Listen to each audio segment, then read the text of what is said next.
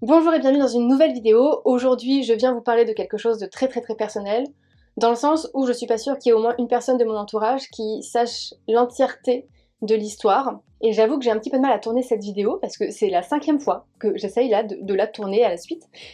Je n'y arrive pas. Donc j'espère que cette vidéo ne va pas durer trop longtemps. J'ai essayé quand même de prendre des notes sur mon téléphone pour structurer un minimum, pour pas que je parte dans tous les sens, même si c'est pas évident parce que du coup, voilà, j'ai énormément de choses à vous raconter quand même sur le sujet. Depuis que j'ai repris le défi des vidéos YouTube, j'ai pu évoquer dans certaines vidéos le fait que j'avais une maladie. Vous avez été nombreux sur YouTube et sur Instagram. D'ailleurs, si vous n'êtes toujours pas abonné à mon Instagram, c'est le moment. Quelle était cette maladie et puis comment est-ce que je vivais avec, comment est-ce que je m'alimentais, qu'est-ce que je prenais comme traitement, quel était un peu mon parcours. Vous aviez besoin d'un petit retour d'expérience. Et c'est vrai qu'au départ, je voyais pas trop l'intérêt de faire ce genre de vidéo et quand vous m'avez posé toutes ces questions-là, je me suis dit que finalement, il n'y avait peut-être pas tant de retour d'expérience que ça sur internet. Donc pour ceux qui ne le savent pas encore, j'ai la maladie de Crohn. Et c'est vrai que quand j'ai regardé sur YouTube pour voir un petit peu les témoignages qu'il pouvait y avoir, j'en ai pas trouvé beaucoup, hein. Franchement c'est même plutôt rare. Et dans les rares témoignages que j'ai pu regarder, on nous parle de la souffrance, on nous parle éventuellement des symptômes, on nous parle des traitements, on nous parle un petit peu de comment vivre, comment on vit avec la maladie, mais rarement on parle en fait de tout l'aspect tabou de la maladie. Parce que oui, il y a des gros tabous sur cette maladie, peut-être dû à des croyances ou à des peurs que nous on a, mais je sais que là personnellement aujourd'hui, le fait de faire cette vidéo, ça me renvoie à beaucoup de croyances et de peurs, notamment la peur que certains proches qui ne sont pas au courant de toute l'histoire et certains patients que j'ai en consultation ou que je vais peut-être un jour avoir en consultation me voient plus comme une maladie que comme une personne à part entière. Parce que ce dont je vais vous parler aujourd'hui, rares sont les personnes qui osent en parler par rapport à cet aspect honteux de ce qui peut nous arriver. Mais malgré la peur que là j'éprouve à en parler aujourd'hui en public, hein, j'estime que c'est quand même important de le faire parce que personnellement j'aurais préféré être au courant de certaines choses avant de les vivre. Donc bien entendu ce que je vais vous raconter aujourd'hui concerne mon expérience. On est bien d'accord que chaque maladie va être vécue différemment sur les différentes personnes qui peuvent être atteintes de cette maladie. On peut avoir différents symptômes, on peut vivre différemment avec.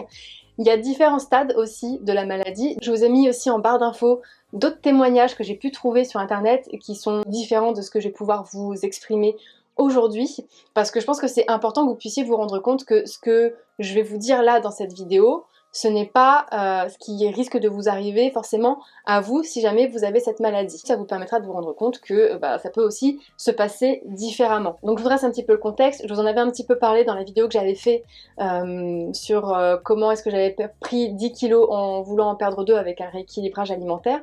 En 2013, j'ai perdu ma maman. Suite à ça, j'ai dû gérer énormément de choses, notamment mes émotions. C'est-à-dire que je n'ai pas cherché réellement à gérer mes émotions, j'ai plutôt cherché à les refouler. J'étais dans un hyper contrôle, et ce qui fait que plus les jours passaient, et plus je me suis dit que un jour ça allait péter, et que le jour où ça allait péter, bon, je préférais même pas imaginer ce qui allait se passer. Et à ce jour, je ne crois pas que ça ait encore pété. Je me doutais qu'à un moment donné, à force de tout garder en moi, mon corps allait me dire merde. Et puis c'est le cas de le dire. 1 à 2 mois après le décès de ma mère, après avoir géré tout ce qui était administratif, logement, j'ai repris les cours parce que j'étais en 2e année de BTS diététique à ce moment-là. Et on peut dire que la reprise a été plus ou moins faite en fanfare. J'ai commencé à avoir des grosses douleurs au niveau du bas-ventre, c'est-à-dire au niveau des intestins. Pour vous donner une image un petit peu de la douleur que j'ai pu ressentir à ce moment-là, c'était comme si il y avait une boîte d'aiguilles qui venait de tomber dans mon intestin et que chaque aiguille était en train de transpercer mon intestin en même temps. C'est sympa, hein. J'ai l'impression que c'est un petit peu la douleur qu'on peut ressentir aux intestins quand on a éventuellement une bonne gastro, mais je pense qu'on peut multiplier un petit peu cette douleur parce que bon, à côté, la gastro, c'est plutôt sympathique. Et quand je ressentais cette douleur, j'étais obligée d'aller immédiatement aux toilettes. Alors, je vous laisse imaginer être en cours et devoir lever la main pour partir 10 fois par heure aux toilettes. Mais appelons un chat, hein, on a des diarrhées fulgurantes, foudroyantes, qui ressemblent plus à de l'eau qu'à des selles. Une fois qu'on revient des toilettes, et 2 minutes après, cette douleur revient et il faut qu'on retourne encore une fois aux toilettes. très pratique, oui. Donc le premier jour, quand j'ai eu ça, je me suis dit que j'avais dû manger quelque chose qui passait pas et que j'avais une intoxication alimentaire. Ça a duré quelques jours. Bah forcément, quand ça a duré, je me suis dit que finalement j'avais peut-être une gastro et que j'allais peut-être aller voir le médecin. Et puis finalement, quand on a vu que ça durait, je me suis rendu compte que là, bah, au bout de quelques semaines, c'était peut-être plus une gastro. Et là, en me rendant compte que mes symptômes n'étaient plus normaux et en travaillant sur les différentes maladies pendant le BTS diététique, j'avais plusieurs hypothèses. J'avais la maladie de Crohn, le syndrome du côlon irritable. Je m'étais dit éventuellement que je pouvais avoir une maladie cœliaque, mais je me suis dit que clairement, je voyais pas pourquoi ça se serait déclenché là maintenant tout de suite comme ça, alors que y a rien qui change. J'avais différentes hypothèses qui venaient, qui pouvaient avoir un lien avec les symptômes que je pouvais ressentir. Et je vous avoue que quand on travaille sur les différentes maladies et qu'on se rend compte qu'on a des symptômes qui peuvent faire référence à certaines de ces maladies, notre cerveau c'est un petit peu comme Doctissimo. Il faut éviter de l'écouter, il vaut mieux aller voir directement un spécialiste pour éviter d'avoir la trouille et de partir encore plus en crise de panique. Et bon, au final, j'étais pas si loin que ça, parce que je suis retournée voir mon médecin traitant qui m'a prescrit une analyse de sel. Pour ceux qui n'ont jamais fait d'analyse de sel, bon, c'est quelque chose de pas très ragoûtant, hein. On a un petit bocal et puis on doit faire notre petite affaire, enfin notre grosse affaire, dans le petit bocal pour après transmettre ce bocal au labo. Alors heureusement, le petit sachet dans lequel on doit mettre le bocal est opaque, parce que ça c'était une grosse angoisse que j'avais quand j'ai dû transporter du coup mon précieux jusqu'au laboratoire. Et là on s'est rendu compte en effet qu'il y avait des choses qui étaient pas forcément normales. On m'a conseillé d'aller voir un gastro-entérologue et le problème c'est que le temps que tout ça se mette en place, le moment où je devais voir le gastro-entérologue, c'est tombé pendant un de mes stages que j'avais dans le sud, et je me souviens de ce stage, c'était au centre pour jeunes obèses, les oiseaux à Sanary. Alors autant c'est compliqué de gérer la situation quand t'es en cours, autant quand t'es en stage, c'est encore un autre niveau, hein. Parce que là, pour le coup, t'as pas forcément des toilettes à disposition, en sachant que le domaine était assez grand et que bah, parfois on partait à droite, à gauche pour faire différentes activités. Et que, bah, clairement, si j'avais besoin de toilettes, il fallait que je prenne mon mal en patience. Et en sachant que plus on attend, plus les douleurs s'intensifient. Je vais voir le gastro-entérologue de ma grand-mère qui habite dans le sud et voyait du coup un gastro-entérologue qui apparemment était super. Je vais le voir, on me prescrit une coloscopie à faire avec ce fameux médecin. Alors la coloscopie c'est encore une grande histoire. Big up à ceux qui ont déjà fait des coloscopies et qui savent de quoi je parle. Pour ceux qui ne sauraient pas, en fait, 1 à 2 jours avant de pratiquer l'examen, on doit avoir un régime alimentaire assez fade. C'est-à-dire que clairement, à part, pour ma part, boire des bouillons de cubord avec de l'eau ou manger du riz ou des pâtes avec du fromage, on peut pas manger grand chose. C'est-à-dire que moi qui essayais tant bien que mal de faire un rééquilibrage alimentaire, bon là c'était pas vraiment le moment pour pouvoir en pratiquer un. La veille de l'examen, on est censé boire une sympathique petite solution, que dis-je petite?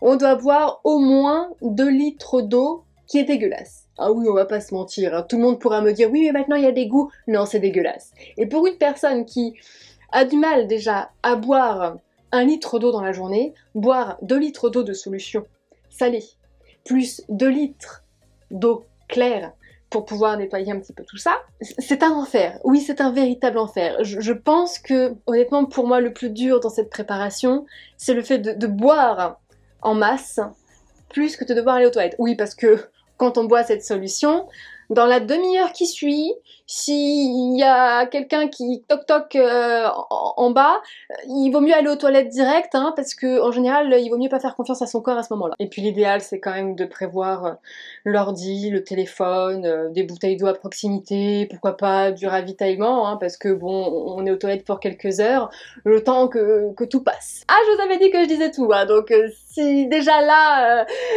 c'est un petit peu dur pour vous, je vous conseille éventuellement de quitter cette vidéo. J'arrive dans le bloc où on va me pratiquer l'examen, et là du coup les gentils infirmiers sont très prévenants parce qu'ils voient dans l'état dans lequel je suis.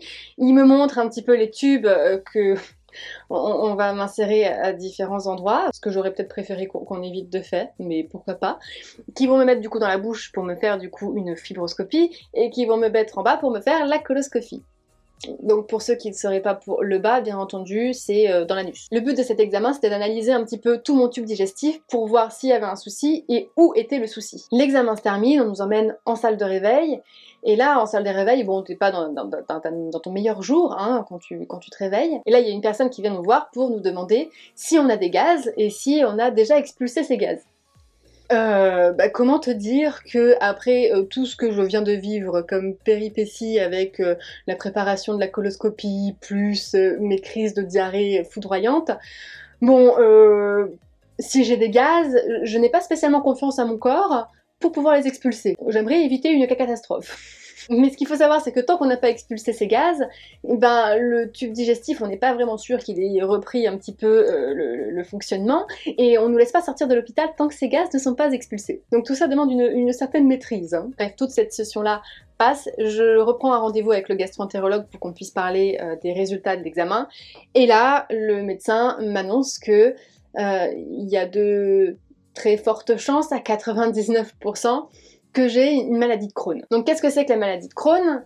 En fait c'est tout simplement le système immunitaire qui se dit du jour au lendemain que l'agent infectieux c'est nous, et qui va combattre nos propres cellules, alors que nos cellules sont saines. Ça signifie donc que vu que le tube digestif est attaqué, il y a des inflammations aux endroits où il a été attaqué. Cette maladie de Crohn, elle est en règle générale localisée essentiellement au niveau des intestins, c'est en tout cas les cas les plus souvent énoncés, mais ça peut être de la bouche à l'anus, d'où le fait qu'on fasse l'examen du coup de la bouche à l'anus pour voir un petit peu l'état des lieux. Personnellement, la maladie a atteint une partie de mon gros intestin, pas l'intestin grêle, ce qui fait que ça n'a pas eu trop d'incidence au niveau de la digestion des nutriments, parce que la digestion des nutriments se fait essentiellement dans l'intestin grêle. C'est pour ça qu'il y a certaines personnes qui vont avoir des soucis de dénutrition quand ils vont avoir la maladie sur la partie de l'intestin grêle. La partie du gros intestin est principalement là pour absorber du coup l'excédent d'eau. Connaissant un petit peu le régime alimentaire à mettre en place,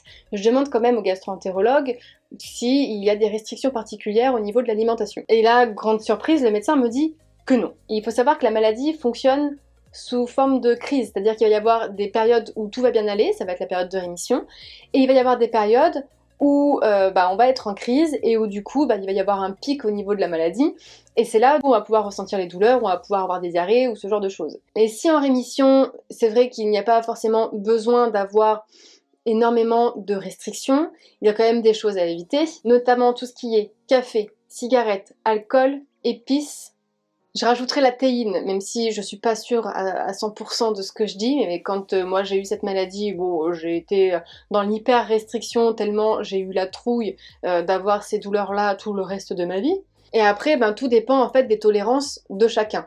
Et pendant les périodes de crise, on enlève tout ce qui est fruits, légumes, on a le droit éventuellement à certaines viandes, notamment les viandes blanches. Je crois qu'on a le droit aux œufs durs. On n'a pas le droit à grand chose en fait, c'est-à-dire que la majorité de mon alimentation à ce moment-là, c'était principalement des féculents et des bouillons. En fait, plus ou moins le même régime que j'avais suivi que pour la préparation de la coloscopie. Bon, il faut savoir que même pendant mes phases de rémission, je ne pouvais pas manger tout ce qui était légumineuse, parce que je pouvais être sûre qu'une crise se redéclenchait. Et je ne pouvais pas manger d'épinards, je ne pouvais pas manger d'haricots verts. Bref, oui, je mangeais pas grand chose quoi. Je pouvais pas manger trop cru. Donc le gastro-entérologue que j'avais vu lors de cette fameuse coloscopie m'a prescrit un traitement qui a pour but de faire pansement en fait sur les plaies de l'intestin, qui s'appelait du Pentasa. Il m'avait donné ça en granulé.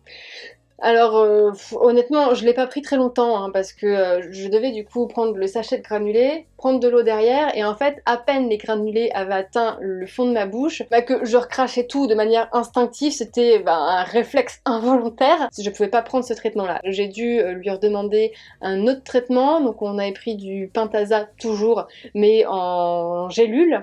C'est-à-dire que les granulés étaient tous agglomérés les uns aux autres pour que ça fasse une gélule pour pouvoir avaler ça plus facilement. Étant donné que la gélule était quand même badass au niveau du coup de la grosseur, en fait une fois que j'avalais, pareil, j'avais mon réflexe involontaire qui voulait pas que j'avale ce médicament, ou qui se coinçait là et je m'étouffais. Donc en fait, le seul moyen que j'avais de prendre ce médicament, c'était en prenant de l'eau gelée et de boire d'une traite sans m'arrêter pour éviter que le médicament s'arrête dans ma gorge. Donc ensuite il a fallu que je me retrouve à un gastro-entérologue en région parisienne parce que j'habite en région parisienne. Le médecin me pose certaines questions, il regarde un petit peu le dossier que lui a fait parvenir l'autre médecin qui était dans le sud. Et en fait, chose que je vous ai pas dit, c'est que le médecin dans le sud, au moment de m'ausculter, a fait des palpations au niveau du ventre et m'avait fait une petite référence à un certain examen qu'il n'a pas souhaité me faire, mais il m'avait fait comprendre que bon, normalement on est censé ausculter à un autre endroit, mais que bon, là il allait pas me le faire. Parce que de toute façon, pendant la coloscopie, il pourrait regarder un petit peu tout ça. Donc bon, quand on sait où se fait la coloscopie, je pense qu'on a une vague idée de où devait se faire l'examen. Et là, le médecin me demande d'enlever tout le bas et de me mettre à quatre pattes sur la table d'auscultation. Je vous ai dit que je disais tout. Ce fameux médecin a décidé de pratiquer le fameux examen que l'autre médecin m'avait dit qu'il n'y avait pas de nécessité à le pratiquer. En fait, on t'introduit dans l'anus un appareil qui, je sais pas vraiment comment expliquer parce que j'ai vraiment un trou noir, c'est le cas de le dire, sur cette partie-là de l'examen. Mais en gros, c'est un appareil sur lequel il met du lubrifiant et puis qui t'insère du coup dans l'anus. Je ne sais pas pourquoi j'ai vécu un traumatisme avec cet examen. C'est là où j'en viens à vous dire que vraiment, si en soi vous avez eu des agressions sexuelles et que vous avez besoin de faire des examens par rapport à une éventuelle maladie de Crohn ou intestinale. Je sais que certains médecins vont peut-être dire « tu dis n'importe quoi », mais vraiment en tant qu'expérience de patient, vous avez le droit de dire non. Et ça, c'est hyper important. Et si vous avez vécu du coup des expériences d'abus sexuels, n'hésitez pas à en parler justement aux médecins, peut-être pour qu'ils comprennent. Mais même si vous n'avez pas vécu d'agression sexuelle et que vous ne souhaitez pas qu'on vous fasse cet examen, vous avez le droit de dire non. Parce que honnêtement, si c'était à refaire, j'aurais dit non. Essayez de voir avec le médecin s'il n'y a pas une autre façon pour lui de pratiquer cet examen, et je pense honnêtement qu'avec une coloscopie, vu qu'on est endormi, honnêtement, ils ont largement le temps de pratiquer cet examen. Après, je veux pas trop m'avancer, mais en tant qu'expérience de patient, je peux réellement vous dire que ça a été une expérience traumatisante parce que j'étais pas du tout en confiance avec ce médecin. Suite à ça, il me represcrit une entéro-IRM à faire. Alors l'entéro-IRM, ça se passe un petit peu comme la coloscopie, dans le sens où il y a toute une préparation avant, sauf que là, pour l'examen, on va dans une sorte de scanner avec les intestins du coup remplis. Il faut surtout pas aller aux toilettes, parce que la préparation se fait dans l'heure qui précède. On va dans le petit scanner. Donc là, on a très envie d'aller aux toilettes et on est en souffrance et le monsieur nous dit il faut pas bouger. Je dis oui mais mec, vis ma situation, après on en reparle. Et une fois que le sort que l'entéro-IRM a été pratiqué, du coup on peut aller aux toilettes. Moment encore très gênant parce que les toilettes sont quand même à côté de la salle d'examen, hein. Bref, une fois que j'ai pratiqué cet examen, que j'ai mis du temps à pratiquer, parce qu'entre temps j'avais mes révisions du PTS blanc, le BTS blanc, tout ça, et puis je suis retournée voir ce médecin, qui m'a accueilli en me disant tout simplement vous avez fait votre entéro-IRM aux États-Unis ou quoi? Je dis pourquoi? Parce que vu le temps que vous avez mis à pratiquer votre entéro-IRM, on pourrait se poser la question. Alors déjà tu vas te calmer. Parce que j'avais d'autres choses à gérer que de faire l'entéro-IRM qui en soi demande une préparation mentale aussi, hein. Et là, avec une magnifique diplomatie sans aucune transition, il me montre de la tête la table d'auscultation en me disant allez, alors, vu ce que j'ai vécu la dernière fois et le traumatisme que ça a causé en moi, et en fait je suis restée clouée sur la chaise et j'ai une montée d'angoisse qui est arrivée. Et en fait je l'ai regardé et je lui ai dit non. Et je me suis mise à pleurer. Et en fait, le médecin n'a absolument pas compris ce qui m'arrivait. Et je lui ai dit, il est hors de question que j'aille sur cette table. J'ai quitté du coup son cabinet et là, je suis retournée voir mon médecin traitant pour lui demander de finalement aller voir la gastro-entérologue femme qui était à l'hôpital. Je suis donc allée voir ma gastro-entérologue femme qui m'a donné un nouveau traitement, qui a enlevé le pentasa et qui m'a du coup donné du Fivasa, qui est aussi un pansement pour l'intestin. Avec le Fivasa, il y a de l'amélioration sur les symptômes, sur les diarrhées, mais finalement, bon, c'est un peu coup-ci coup-ça. Ce qui fait que au bout de quelques mois, elle décide d'arrêter le Fivasa et elle décide de me faire tester de la cortisone. Alors je me souviens plus du tout si c'est 2 semaines, 1 mois, 2 mois, je saurais pas vous dire. J'ai même pas réussi à retrouver dans les comptes rendus. Dans les comptes rendus, j'ai cru comprendre que c'était 2 semaines, mais je me souviens plus du tout. En fait, il faut savoir que le cortisone, par rapport aux études que j'ai fait, je savais que quand on avait une prise de corticoïdes, que si on veut éviter de prendre du poids, il vaut mieux éviter de manger tout ce qui est sucré et tout ce qui est salé. Bon, c'est-à-dire que là, clairement, c'était un petit peu compliqué pour gérer mon alimentation, en sachant que j'avais hyper restreint les aliments que je mangeais. Bah là, c'était encore pire, et j'avais quand même cette peur de prendre en volume parce qu'on gonfle, hein, honnêtement, quand on est sous cortisone. Et c'est cette période-là où j'ai été à la salle de sport pour la première fois de ma vie pendant 2 heures par jour, tous les jours de la semaine, de peur de prendre du poids pour limiter le plus possible la casse. J'ai fait un régime drastique qui en soi a fonctionné, hein. J'ai perdu du poids, mais ça m'a pas empêché de gonfler. Donc bon, l'un dans l'autre... finalement, ça changeait pas grand chose. Et la cortisone a eu comme effet hyper positif, déjà de calmer totalement mes douleurs, de calmer totalement mes diarrhées. Tout allait bien, mais pour le meilleur du monde. C'était la première fois que je me sentais aussi bien depuis que j'avais cette maladie. Et puis, bon, ça booste un petit peu l'énergie. C'est-à-dire que j'étais une pile électrique. Alors, si vous avez l'impression que là, je suis un peu une pile électrique, je pense que vous avez une vague idée de ce que ça aurait pu donner avec le cortisone, hein. Je pense que les personnes autour de moi ont bien dû se marrer quand ils m'ont croisée parce que tu pouvais pas en placer une, quoi. J'arrive à la fin de mon traitement cortisone et là on se rend compte qu'une fois que j'arrête ce traitement, bah, tous les symptômes reprennent et on se rend compte que bah, mon corps est corticodépendant. C'est-à-dire que quand il y a de la cortisone, tout va bien, mais dès qu'il y en a plus, c'est la merde. Donc à partir de ce moment-là, ça signifie que je ne peux plus prendre de cortisone. On décide donc de rediminuer progressivement et de mettre en même temps un traitement de fond. Là, j'avais le choix avec 3 traitements. J'avais le premier qui était de l'Immurel, où je devais prendre des comprimés tous les jours. J'en avais un autre où il fallait que je m'auto-fasse des piqûres. Je sais pas si c'est toutes les semaines ou tous les mois. Et un autre où c'était encore plus espacé, mais je crois que je devais aller faire des piqûres directement à l'hôpital. Bon, vu que c'est flou, vous vous douterez bien que je n'ai pas choisi l'option des piqûres. J'ai demandé à mon médecin à ce qu'on commence par le traitement par comprimé pour commencer, et puis quitte à voir par la suite si je suis obligée de devoir me piquer pour pouvoir me soigner. Donc j'entame mon traitement sous Immurel. Alors il faut savoir que ce traitement n'est pas un pansement, mais un immunosuppresseur. Donc qu'est-ce qu'un immunosuppresseur?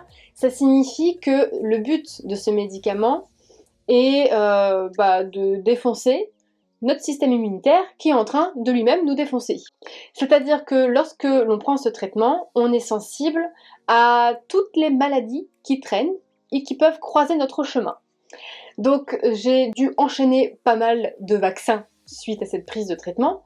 Et puis j'ai enchaîné aussi pas mal de maladies, hein, surtout que c'est la période que j'ai choisie pour travailler avec des enfants. Mais pour le coup, tout ce qui était symptômes de maladie de Crohn et douleurs, tout allait bien dans le meilleur des mondes. Je n'ai eu des crises que très rarement par rapport aux fois d'avant. Donc ce traitement était pour moi topissime, même si c'était un petit peu compliqué avec toutes les maladies, tout ça, parce que quand on était en période de maladie, je serrais plus la main à personne et je ne faisais plus la bise à personne de peur de tomber malade, parce que c'est vraiment pas cool de tomber malade tous les jours. Donc clairement, je croise les doigts, en sachant que le stress est un des facteurs qui va aggraver la situation de la maladie.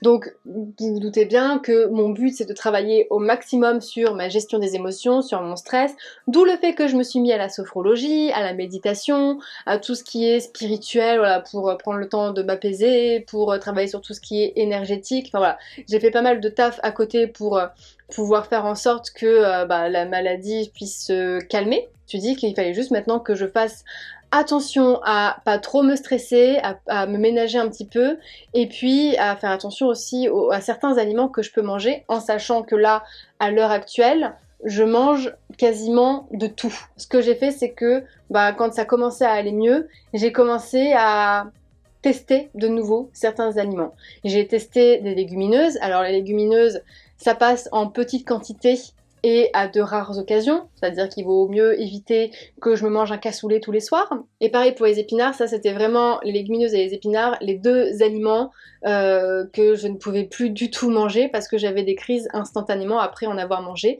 Donc voilà, j'ai mis du temps à pouvoir les réintégrer. Donc voilà en ce qui concerne les traitements, les examens, l'alimentation. Autre chose qui est importante du coup à savoir pour les personnes surtout qui sont de l'entourage de personnes qui ont la maladie de Crohn et qui ont les mêmes symptômes que moi, c'est-à-dire des douleurs au niveau du ventre et des diarrhées. Quand on a les symptômes que moi je peux avoir, notamment les douleurs à l'estomac et les diarrhées, il faut savoir que, comme je vous l'ai dit tout à l'heure, quand on doit aller aux toilettes, c'est immédiat. C'est-à-dire que je me suis souvent retrouvée dans des situations où on est en soirée, et puis je fais une petite exception, je bois quelques gorgées d'alcool, et là dans la demi-heure, il faut absolument que j'aille aux toilettes. Et selon le lieu, parfois pour nous c'est compliqué de devoir aller dans ces toilettes-là, il faut qu'on rentre à la maison. Et la maison, c'est pas forcément à côté. Et combien de fois est-ce que je me suis retrouvée dans cette situation? Je pense que ça a dû nous arriver pratiquement tous les week-ends, parce qu'à l'époque on sortait tous les week-ends. Tous les week-ends, quand on sortait avec nos potes, j'étais obligée de regarder mon conjoint en disant il faut qu'on rentre. Je suis désolée, il faut qu'on rentre.